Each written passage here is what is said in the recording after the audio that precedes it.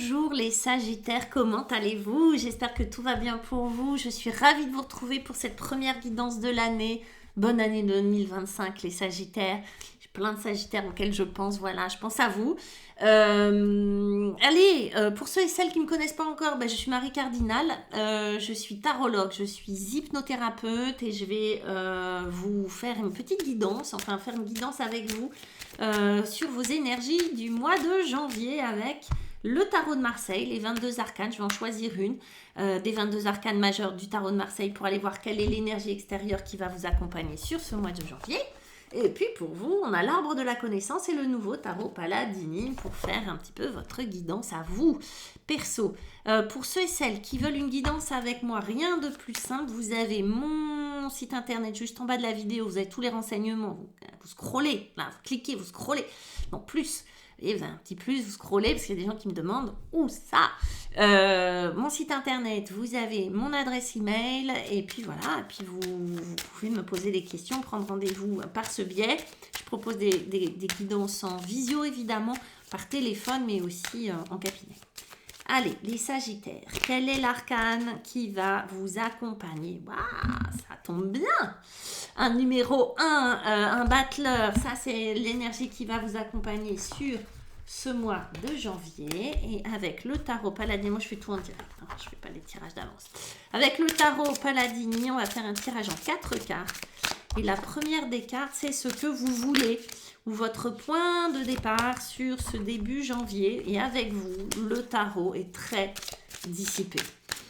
Alors on va voir ce qui se passe. Seriez-vous un peu agité? Pas du tout. C'est peut-être pour ça que vous êtes agité. C'est que vous avez un beau pendu qui est là, qui vous attend sur ce mois de janvier. Arcane majeur, très bien. Votre défi, c'est le valet d'épée. Très bien. Waouh, c'est beau. Encore un arcane majeur avec l'étoile qui vient vous aider. Ça, c'est beau. Très, très joli. Et puis la reine de denier. Rien que ça, mes amis. Allez, avec l'arbre de la connaissance, on a l'arbre de la connaissance. Avec le pendu, les Sagittaires, on a la nature essentielle. Oh, c'est rigolo les symboles. On a avec le valet d'épée, l'attraction et l'amour. Qu'est-ce qui se passe-t-il? On a le temps avec l'étoile. Et avec la reine de denier, on a qui suis-je? Bravo. Allez, avec l'énergie extérieure, avec le battleur, c'est lui qui va venir influencer. C'est un peu la météo. Vous voyez, c'est un peu la météo extérieure. La météo extérieure, elle est au battleur. Le battleur, on le voit, c'est un numéro 1. Du coup, on sait que c'est une carte d'action. Parce que les impairs, les chiffres impairs dans le tarot de Marseille, en tout cas dans les 22 arcanes, sont des cartes d'action et les pairs sont des cartes de réceptivité. Là, on a le battleur. Le battleur, il commence quelque chose. C'est un numéro 1, c'est un jeune homme, c'est un esprit vif, c'est quelqu'un d'extrêmement malin, c'est quelqu'un qui maîtrise son art, c'est-à-dire qui maîtrise les 4 énergies, bâton, coupe, denier et épée. Et il joue avec. En gros, le battleur, c'est quelqu'un qui est extrêmement sérieux dans ce qu'il propose, mais qui ne se prend pas au sérieux. C'est-à-dire que pour être un magicien, un joueur de bolto, c'est-à-dire quelqu'un qui fait des tours de passe-passe, ça demande des heures et des heures et des heures de boulot, on est bien d'accord. Mais quand on le voit faire, ça a l'air tellement simple.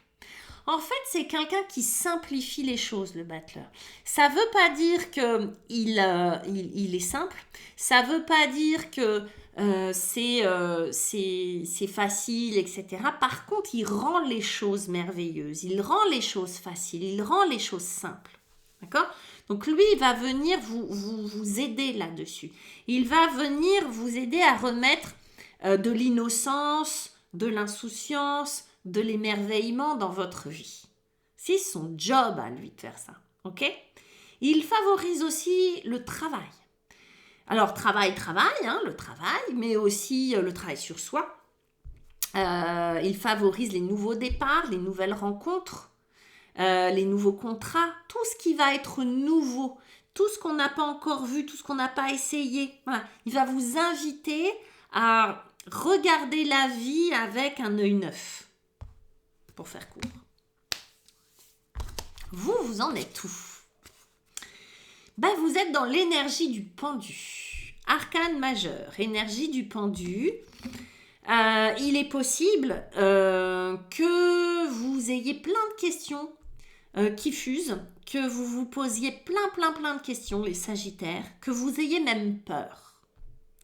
Parce qu'avec le pendu, souvent, on a une énergie où on est comme ça, on a peur. Peur de l'avenir, peur qu'il n'y ait pas d'avenir, peur d'être quitté, peur de jamais rencontrer quelqu'un, peur de ne pas trouver de travail, peur d'être viré de son boulot, peur.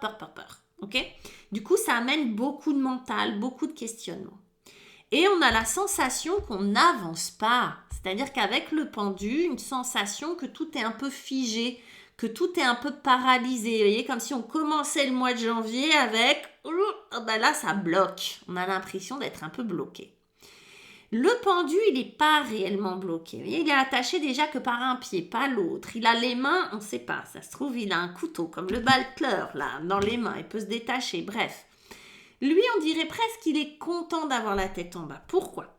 Parce que la tête en bas, il regarde le monde autrement. Et c'est bien ce que vous invite à faire le battleur. À mettre du merveilleux là où a priori c'était pas cool. À mettre de la liberté là où on se sent prisonnier. À mettre de la joie là où on se sent triste. Vous voyez, c'est ce genre de truc qui n'est pas facile à conceptualiser. À trouver une situation agréable dans l'inconfort. À trouver des réponses là où vous pensiez ne pas en avoir. En fait, le pendu, il vous oblige à vous arrêter et il vous oblige à regarder les choses autrement. C'est pour ça qu'en général, on a l'impression que tout est bloqué, que les choses ne vont pas assez vite. Oui. Mais si elles allaient vite et tout le temps dans votre sens, il n'y aurait pas d'apprentissage, il n'y aurait pas d'évolution, vous deviendriez complètement taré, vous deviendriez un tyran. Donc, le pendu, il est là pour retenir les chevaux et vous inviter à voir les choses différemment et surtout vous inviter à apprendre de cette situation-là. Et surtout, il vient vous aider à vous connecter à votre nature essentielle. Et ça, je pense que c'est ce que vous voulez, clairement, les Sagittaires. Vous voulez peut-être avoir des réponses à des questions du style qui suis-je? On va le voir. Elle vient, cette question. Mais peut-être que vous voulez juste être connecté à ce qui est bon pour vous, ce qui est intéressant pour vous, à ce qui vous stimule, à ce qui vous motive, à ce qui vous met dans l'action, à votre nature essentielle. Peut-être répondre juste à cette question, peut-être que vous vous posez la question, mais qu'est-ce qui est bon? Qu'est-ce qui est bon pour moi? Qu'est-ce qui est juste? Quelle est ma nature? Est-ce que je suis quelqu'un, est-ce que je suis une exploratrice, un explorateur, ou bien au contraire, est-ce que je suis un taiseux, ou bien au contraire, est-ce que je suis une créative? Vous voulez répondre à cette question-là et vous avez besoin de ce pendu, même s'il vous ralentit. Votre défi, alors déjà, c'en est un en lui-même, je vais vous dire. Là, déjà, vous vous mettez un peu la barre là, mes petits Sagittaires, mais en plus, vous avez des petits défis. Vous avez un valet d'épée. Et puis, vous avez l'attraction et l'amour. Bon. Alors, connement, simplement, ça pourrait être quelqu'un d'un peu plus jeune que vous, avec qui c'est pas fluide en termes d'affection, d'amour, d'attraction. Que ça soit une femme ou un homme. S'il n'est pas plus jeune ou si elle n'est pas plus jeune, ça peut être un état d'esprit immature et cette personne pourrait être très très maladroite verbalement avec vous. Soit pas s'exprimer du tout, soit s'exprimer de manière catastrophique et elle vient vous blesser à cet endroit-là, d'accord? Il pourrait y avoir incompatibilité. Ça peut être une version, ce truc-là, d'accord? Et c'est pour ça que vous pourriez être complètement en panne. Alors, quand je dis ça, ça peut être un enfant. Quand je dis ça, c'est pas forcément une relation amoureuse, ça peut être un enfant, ok? Fille ou garçon. Je sais pas ce qu'elle a, la lumière. Youhou, la lumière. Ça peut être aussi une relation amoureuse, évidemment. D'accord? Ça peut être une relation de travail. Cette personne a des mots blessants et je perds confiance en moi, l'amour, l'attraction, vous voyez, ça vient me toucher au cœur. Ça peut être une version. Et où c'est le valet d'épée peut être aussi une part de vous qui a besoin d'apprendre des choses. Parce que le valet d'épée, on te rappelle, les épées, c'est de la pensée, c'est du verbal. Je sais pas, j'essaye de trucmucher ma lumière. Bref, pour que ça soit plus clair pour vous. Le valet d'épée, c'est du verbal, c'est des mots, c'est de l'écrit, c'est de l'expression. Le valet, il est tout neuf, c'est l'étudiant, c'est apprendre des choses. Ok ? Lui, il vient apprendre des choses. Il vient mentaliser, il vient enregistrer, il est très très utile, hein, ce valet d'épée. Il vient apprendre des choses nouvelles. Et j'ai l'attraction et l'amour. Comme si il y avait quelque chose que vous deviez apprendre sur votre nature essentielle ou sur le cœur, d'accord ? Qu'il y avait quelque chose à se réapproprier ou à apprendre à ce niveau-là. Réapprendre à s'aimer, par exemple. Vous voyez ? Réapprendre à aimer une part de moi que je déteste. Le pendu, il est là pour ça. En thérapie, moi, je reçois des gens qui, lorsque je leur demande comment ils se voient, s'ils pouvaient me décrire comment ils se voient, c'est très dur, parfois, ce qu'ils disent. Ils ne s'aiment pas. Ils se trouvent laids, ils se trouvent moches, ils se trouvent idiots, ils se trouvent inadaptés, bla, bla, bla. Ok ? Là, c'est réapprendre à s'aimer. Comme on sait que l'extérieur est une fractale de ce que l'on émet dedans, en tout cas pour beaucoup, ça ne m'étonne pas qu'il y ait aussi un personnage qui vous montre à quel point vous n'êtes pas aimable si vous ne vous aimez pas. Ok ? Bon. Pour vous aider, ça va, vous avez la sauveuse, on ne va pas pleurer, on ne va pas se plaindre des Sagittaires, vous avez l'étoile quand même. L'étoile, regardez comment elle est mignonne, sexy et tout. Hein. C'est la source, elle. C'est Dieu, c'est votre part divine. Vous voyez la lumière, comment elle est différente là. C'est votre part divine, c'est cette lumière-là justement. C'est l'étoile, la belle étoile, l'espoir. C'est la chance, c'est cette connexion à la source. C'est cette connexion à la nature essentielle qui est finalement, parce qu'elle n'est pas divine, juste. Et après, on n'a pas besoin de savoir plus. Est-ce qu'elle n'est pas divine, cette connexion, cette nature essentielle? Ça, c'est se connecter à la source, c'est être elle. Elle s'en fout. C'est pour ça qu'elle est nue. Elle s'en tape de ce qu'on va dire sur elle. Elle n'en est plus là. Hein. D'accord ? Elle abreuve. Elle abreuve la soif. Elle abreuve la soif et on a le temps. En gros, il y a comme si vous deviez faire confiance à un processus qui a besoin de temps, à faire de du temps votre meilleur ami. Le temps, à la fois linéaire et à la fois qui est une boucle qui nous fait, qui est ce recommencement éternel, d'accord ? Donc, il y a comme si vous deviez faire confiance en deux choses. À la fois faire du temps votre copain, c'est-à-dire, c'est ce que est venu dire le pendu, hein, il ne vous a pas bloqué la tête en bas pour rien. Il vous a dit, non, prends le temps, t'as le temps. D'accord ? Et puis, se connecter à sa part divine, ça veut dire quoi ? C'est un peu flou. C'est-à-dire, c'est à la fois de l'espérance, c'est à la fois un vœu émis, c'est une demande. C'est une confiance. Tout à l'heure, je disais, faire confiance en ce principe divin, en Dieu, c'est peut-être tout simplement lui faire des demandes avec le cœur.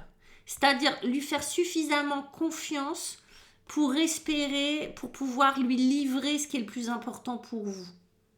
Pour que vous puissiez déposer votre cœur entre ses mains et lui dire ok, ben vas-y quoi. Parce que là, c'est accepter qu'on n'a pas le contrôle. Hein.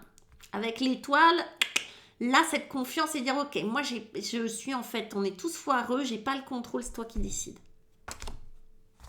C'est ça l'étoile. Du coup, ça donne quoi quand on a fait confiance? Un espace de sécurité. La reine de denier. La reine de denier, c'est un principe intérieur féminin super évolué, terrien avec le denier, qui sait prendre soin. C'est de la sécurité intérieure. Pour faire court, la reine de denier, sécurité intérieure. Elle, c'est la reine de la sécurité intérieure. Je prends soin de moi. Donc elle sait prendre soin de son corps, de sa santé. Elle est sécure avec ça. Elle sait remplir le frigo. Le frigo est toujours plein avec elle. Vous voyez, c'est des images. Hein. Mais la maison est propre, clean, accueillante. La maison, c'est soi. Hein. C'est ce genre de choses. La reine de denier, on n'est pas dans des réflexions, on n'est pas dans des émotions malades. On est juste dans du pratico-pratique, mais avec énormément de sensibilité. Ok ? On prend soin de soi au sens propre du terme. Et pour prendre soin de soi, alors prendre soin de soi, ça permet d'être plus sécure, d'accord ? D'être plus ancré dans la vie, d'accord ? Prendre soin de son corps, marcher, faire du sport, bien manger, c'est ça là, c'est pas compliqué la reine de denier, mais souvent on est complètement en déconnexion avec elle. Être dans la nature, voilà, tous ces principes-là. Prendre soin, prendre le temps. Elle sait faire ça, elle. Pour répondre à la question de qui suis-je ? En fait, c'est à partir du moment où j'ai ces prérequis-là, c'est-à-dire où mon esprit se calme, que je sais que le temps c'est mon pote, que j'ai fait mes vœux à l'univers, je peux arrêter de réfléchir et de me prendre le chou là. D'accord ? Donc, je peux accepter le pendu, en fait. Dès que je l'accepte, il disparaît. Hein. Et je peux répondre à la question « Qui suis-je » Ou en tout cas, je peux me la poser. Même si je ne peux pas y répondre, je peux me la poser sereinement. Qui suis-je ? De quoi j'ai besoin ? Ma nature essentielle, c'est quoi ? Peut-être que votre nature essentielle, c'est de retrouver la mère à l'intérieur de vous. La mère, la maman. C'est d'être votre maman. Peut-être que certains sagittaires qui m'écoutent n'ont pas eu ça, n'ont pas eu ce côté maternant ou assez maternant. Hein, et que vous avez besoin de ça, de faire re-rentrer ça dans votre vie, de vous l'accorder à vous-même, d'accord ? Pour pouvoir répondre à la question « Qui suis-je » ? D'où je viens et où je vais. C'est hyper beau. Hein. Qui suis-je ?